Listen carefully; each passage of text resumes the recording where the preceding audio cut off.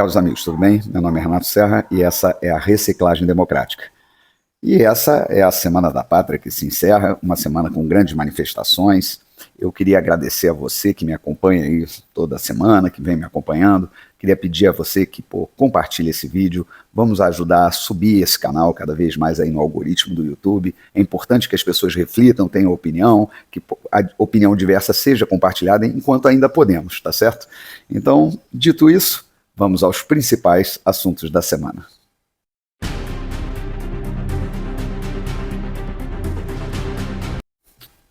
E o 7 de setembro passou. E ficará registrado esse ano como o maior movimento de manifestação popular da história do país. Ele conseguiu tirar mais gente da rua do que uma pandemia. Bom, essa é a grande manifestação popular. Agora, segundo a grande mídia e o próprio governo, esse 7 de setembro foi a volta da normalização democrática, que é exatamente isso. Na democracia relativa, o povo não está presente. Bom, se o que nós vimos não sensibilizar o Congresso da necessidade que o voto eletrônico seja acompanhado do registro físico do voto, eu temo que essa democracia relativa ela se prolongue por muito tempo com auxílio do voto virtual. Bom, vamos seguindo aí com os acontecimentos da semana, porque foi uma semana também movimentada. Ficamos sabendo logo no início que cerca de 400 mil empresas fecharam no primeiro semestre deste ano de 2023, ou seja, elas deixaram de existir. É lógico que é um número assim que é meio contestável, né? Porque foi baseado em dados oficiais. E é muito difícil a gente saber quantas empresas realmente pararam, porque no Brasil existe uma dificuldade muito grande de fechar uma empresa, né? Mas é óbvio que essas empresas são pessoas também. Então, na verdade, essas pessoas não pararam de trabalhar, elas simplesmente foram para a informalidade. Então, o que está se vendo é uma movimentação assim de ausência de formalidade. Talvez muitas pessoas tenham migrado para sistemas mais simples, né, que é o caso do MEI. Então, a gente ainda não tem como avaliar isso. Mas é muito grave essa notícia e é bom que seja aprofundado os motivos e as razões disso acontecer. Bom, uma das pistas aí é que nós chegamos aí nesse primeiro semestre também com um gasto aí na casa dos 70 bilhões de reais, né, ou chegando lá nos 80 bilhões de reais, acima do orçamento, né? Então, um estouro fiscal. Por mais que o Estado arrecade, ele precisa arrecadar cada vez mais para exatamente tentar cobrir esse rombo, que é o que se pretende com o ajuste tributário, né, que foi apresentado na semana passada, que é o tal arcabouço fiscal, que vai sim aumentar o imposto do brasileiro, né, e vai castigar, vamos dizer assim, o mais pobre.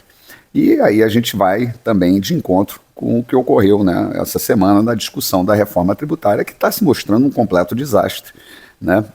Se fala muito aí na tributação dos super ricos, não vejo qualquer problema nisso. Eu acho que pode sim ter uma tributação diferenciada para esse público específico, isso está acontecendo no mundo inteiro, que são os mega capitalistas.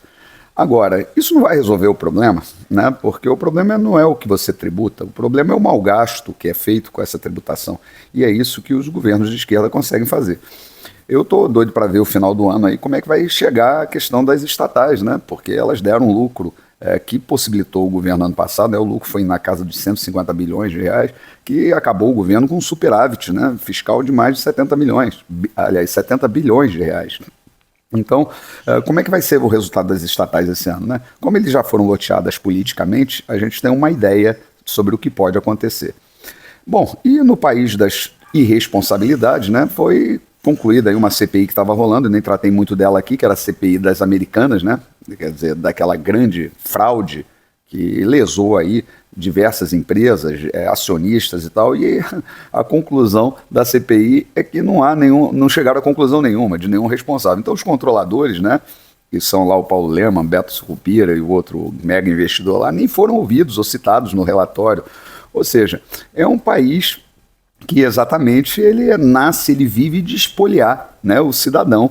E aí isso se confirma, essas questões de impunidade que nós vemos por aí, nós caímos de cara com uma decisão do Dias Toffoli, que já está sendo contestada aí pela Associação de Procuradores e outras entidades, né, mas de invalidar as provas que estavam lá no acordo de leniência que a Odebrecht fez. Cabe lembrar que o ministro Dias Toffoli, do STF, ele é aquela mesma pessoa que censurou a revista Cruzoé, que estava tratando do amigo do meu pai, uma delação do Marcelo Odebrecht, que falava ali claramente das relações não muito republicanas de Dias Toffoli com essas empreiteiras. E se a gente for muito mais atrás, houve uma matéria da Veja, não me lembro qual ano, se ele já era ministro, eu acredito que sim, foi nos primeiros anos lá, que ele aparecia nas planilhas, né, o nome do Dias Toffoli estava ali nas planilhas da OAS como reforma da casa dele. E, de fato, a casa dele em Brasília foi reformada pela OAS, que é assim uma empreiteirinha de fundo de quintal, né, que reforma a casa aí de empresário, ministro, essas coisas aí de políticos, faz apartamento para ex-presidente, né? É uma empresa especializada nesse tipo de reforma de sítio. Então, é exatamente isso. Então, ele invalida essas provas, né? Para exatamente daqui a pouco o dinheiro que foi devolvido nas confissões, eles vão ser solicitados, né? Muito provavelmente essas empresas vão mover ações contra o Estado para serem ressarcidas do dinheiro que eles devolveram, né? E aí vai seguindo o desmanche, o desmonte todo da Operação Lava Jato, que ela tem agora essa vertente, né, que cada vez mais vai se solidificando, né? E essa decisão do Toffoli também inspirou a AGU, que está com aquele advogado Bessias. Não sei se vocês lembram do Bessias, que era o cara lá que ia dar o salvo-conduto para o Lula, né, caso ele precisasse, né, naquele momento, às vésperas da sua prisão. Ele também aí abre um processo de investigação contra o Deltan Dallagnol e o Sérgio Moro, né, em sequência dessa decisão. Então, o que a gente está vendo? Não é suficiente você descondenar o gangster. Você tem que, de fato, legitimar a sua inocência de alguma maneira. E como é que você legitima a inocência do gangster? É você simplesmente punindo, né, ou condenando aqueles que o prenderam, né? Então isso daí é para dar uma resposta inclusive para o mundo e tal, mas vai aparecendo assim uma republiqueta de banana, né? Porque afinal de contas essa corrupção foi largamente provada, né? O Brasil inclusive fez um acordo nos Estados Unidos para que a Petrobras não fosse mais ainda prejudicada, né? Teve que ressarcir acionistas dos prejuízos que foram dados. Quer dizer, todo esse esquema ele funcionou, é provado no mundo inteiro e agora a gente age aí como uma daquelas republiquetas lá da África, né? Afinal de contas, é isso que preconiza a democracia relativa. Vamos prender as pessoas que hoje representam alguma lei, alguma ordem, né? Então vamos inverter, vamos subverter tudo aos aplausos, obviamente, da grande mídia, que vê no ex-presidente, né, a figura do ditador, né, e algo nesse sentido. Uma pessoa que exatamente estava tentando quebrar, né, as pernas desse sistema, que transfere exatamente dinheiro dos mais pobres para os mais ricos.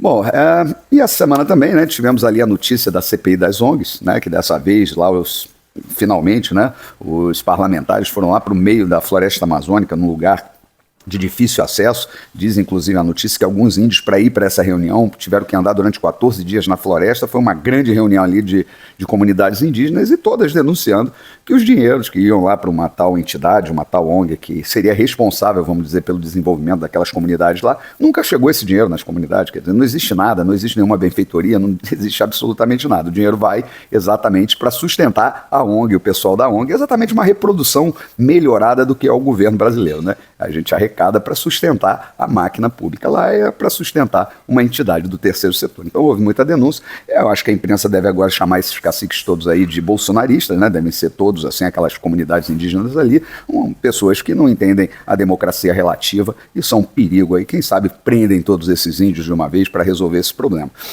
E aí é assim que a Semana da Pátria se encerra e, bom, não dá para ser muito otimista perante esse quadro, mas obviamente que o brasileiro é um lutador e o brasileiro realmente não desiste nunca. Vamos em frente, vamos pegar força de onde não tem, porque a gente precisa tocar esse país para frente, tá bom? Olha, um bom final de feriado para vocês aí, um grande abraço e até a próxima.